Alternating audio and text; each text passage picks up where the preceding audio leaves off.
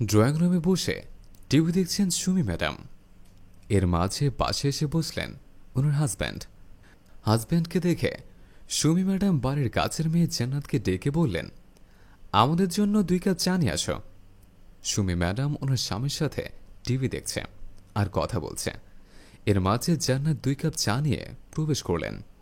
সুমি ম্যাডামের হাতে 1 কাপ চা আর 1 কাপ চা ওনার স্বামীর হাতে দিয়ে ওখানে দাঁড়িয়ে রইল কিছু একটা বলার জন্য।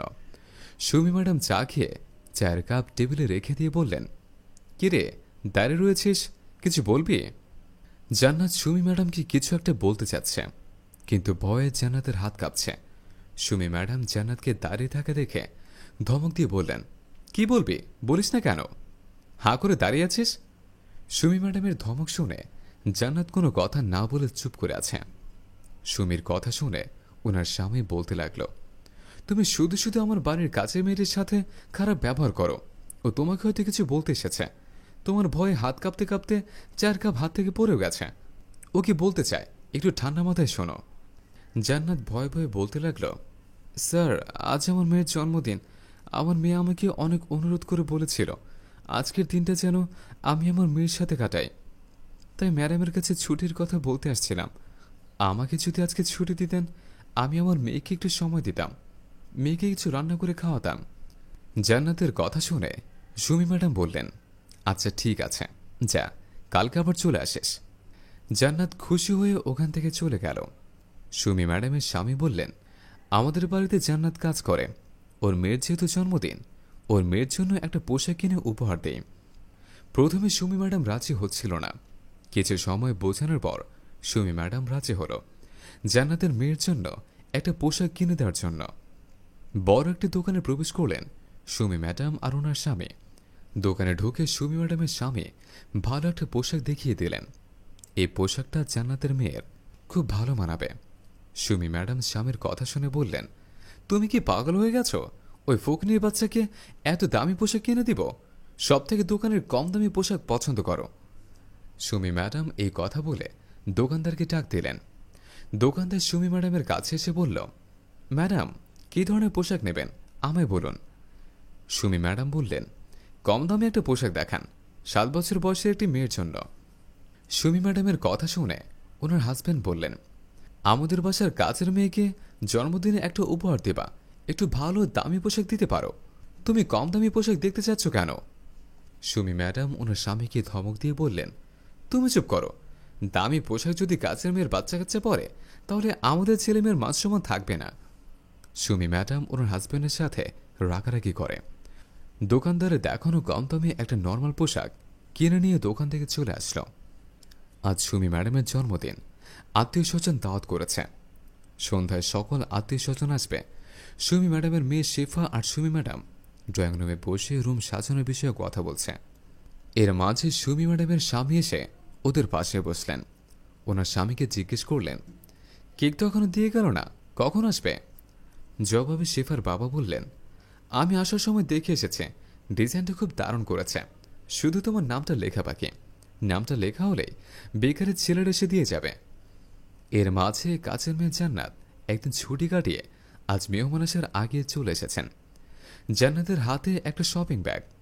জান্নাত শপিং ব্যাগটি সুমি ম্যাডামের হাতে দিয়ে বললেন, ম্যাডাম আপনার জন্মদিনে তেমন কিছু দিতে পারবো না, আপনার জন্য একটা শাড়ি এনেছে, এই শাড়িটা আপনি পরবেন।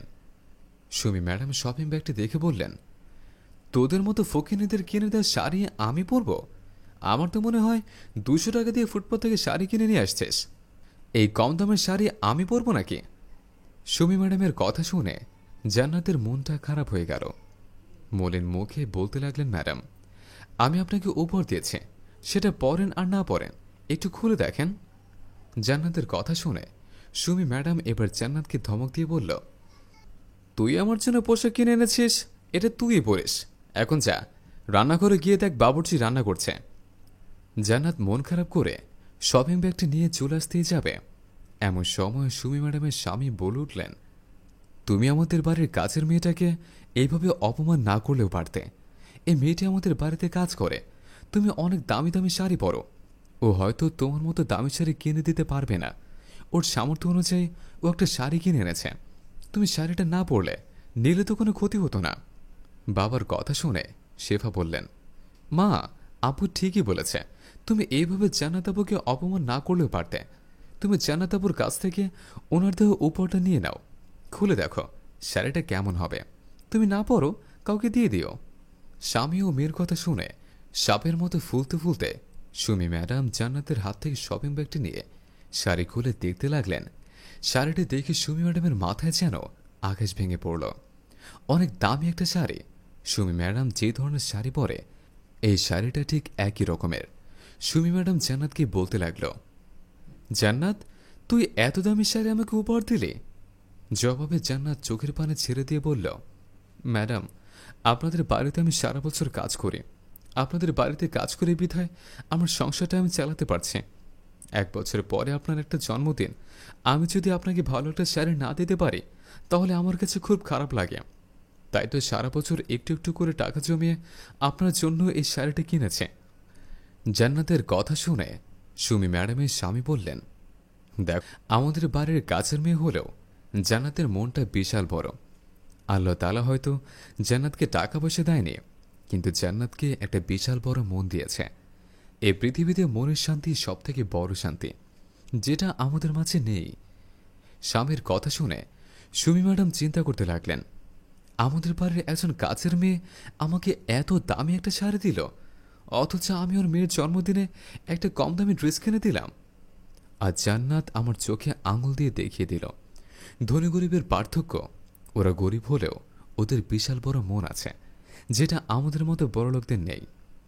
এই কথা ভেবেই জান্নাতকে বুকে নিয়ে সুমি ম্যাডাম ক্ষমা চাইতে লাগল আর বলতে লাগলেন, আমি তোকে অনেক অপমান করেছি।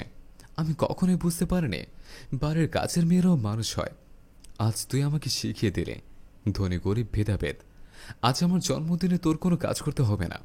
বাসায় গিয়ে তোর মেয়েকে নিয়ে আয়, আমরা সবাই একসাথে খাওয়া দাওয়া করব। বন্ধুরা, আমাদের এই গল্পটি যদি ভালো লেগে থাকে তাহলে অবশ্যই লাইক, কমেন্ট এবং শেয়ার করবেন। ধন্যবাদ।